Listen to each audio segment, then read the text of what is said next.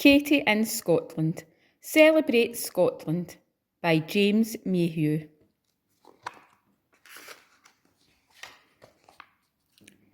Katie was on holiday in Scotland with her grandma and her brother Jack.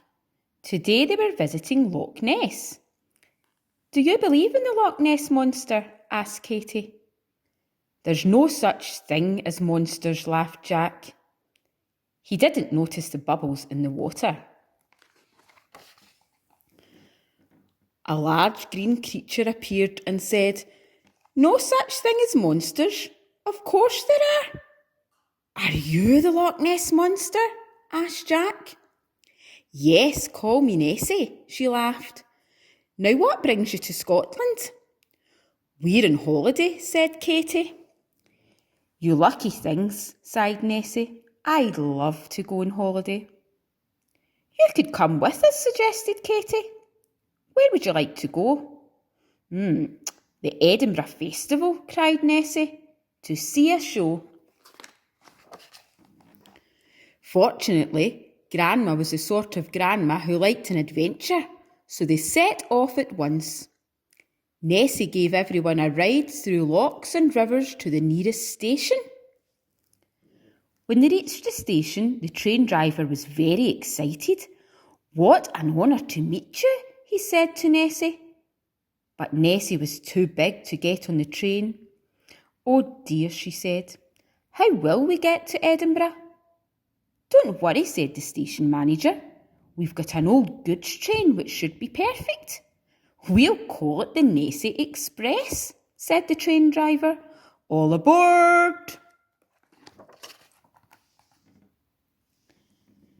Soon they were on their way, rattling past mountains and forest.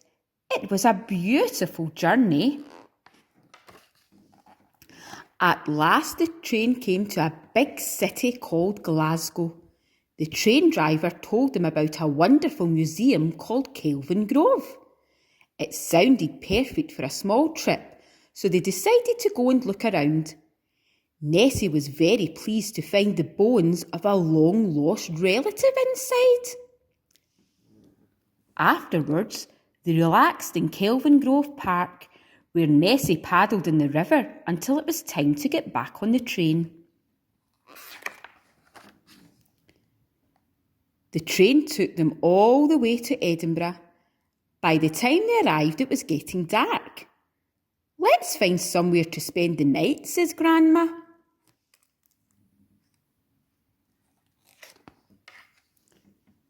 They found a grand hotel, but Nessie said she preferred to stay outside. "I always sleep under the stars," she said. From their hotel window, Katie and Jack saw her curled up in a leafy park. "Good night, Nessie," they whispered. "See you tomorrow." The next day they walked down a street called the Royal Mile. "Look, it's Nessie," people shouted. "Are you performing at the festival?" "Go on, Nessie," said Katie. "Why don't you put on a show tonight?" Oh, all right. "Yes, just this once," said Nessie. "Hooray!" cheered the crowd. They set off to explore the city until it was time for the show. First they came to a grand royal residence called Holyrood Palace. "How lovely," said Nessie. "Imagine living there." "But there's nowhere for you to swim," said Katie. "That's true," said Nessie. "A loch is better than a palace." Next they found a statue of a small dog called Greyfriars Bobby. "It's he was a very faithful pet," said Jack, reading the sign. "I bet you'd be a faithful pet," Katie said to Nessie. "I would indeed," smiled Nessie. "But where could you keep me?" "In the bath," said Katie, laughing. "Come on, let's go to the castle." At last they reached the top of the hill where the castle stood. The other visitors were very excited to see Nessie. "There's going to be a Nessie show tonight," said Katie. "Don't forget to come along."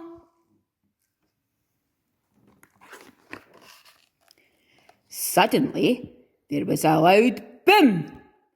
"Goodness me, what was that?" cried Nessie. "The 1 o'clock gun," said a guardsman. "We fire it every day except Sundays, so sailors at sea know what time it is." "Well, I think it's time for lunch," said Grandma, unpacking a picnic. She had even brought some Scottish shortbread as a special treat. "My favourite," gasped Nessie. They sat beside a piper and listened to his bagpipes while they ate. On their way down from the castle, Nessie saw a big art gallery. "I wonder if they have any pictures of me?" she asked, sticking her nose through the door. But Katy couldn't see any. "You'll be needing the portrait gallery," said a warder. But there were no pictures of Nessie in the portrait gallery either. "Never mind, Nessie," said Katy. "It's nearly time for the show." "Oh yes," said Nessie. "How exciting." Outside, the crowds were already gathering. Nessie taught Katy and Jack some Scottish dances. Soon they were ready for their performance. "I'm a bit nervous," said Nessie. "Don't worry, it'll be wonderful," said Katy. And it was wonderful. Wearing splendid tartan kilts, they performed in an open-air theatre. Nessie opened the show with some Highland games. She even tossed a caber while everyone clapped and cheered. For a grand finale, Nessie sang old Scottish songs while Katy, Jack and Grandma danced the Highland Fling. Everyone said it was the best show at the whole of the Edinburgh Festival. Afterwards, Katy said, "I've got a surprise for you, Nessie." It was a portrait she had drawn all by herself. "I'm going to give it to the portrait gallery," she said. "Then they'll have a picture of you for everyone to see." "It's perfect," said Nessie.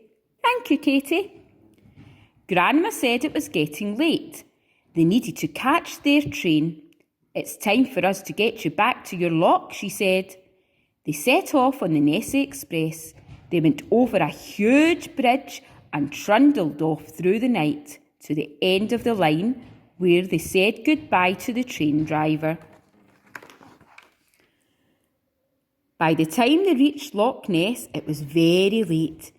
The scent of heather filled the air, and the moon hung low in the sky.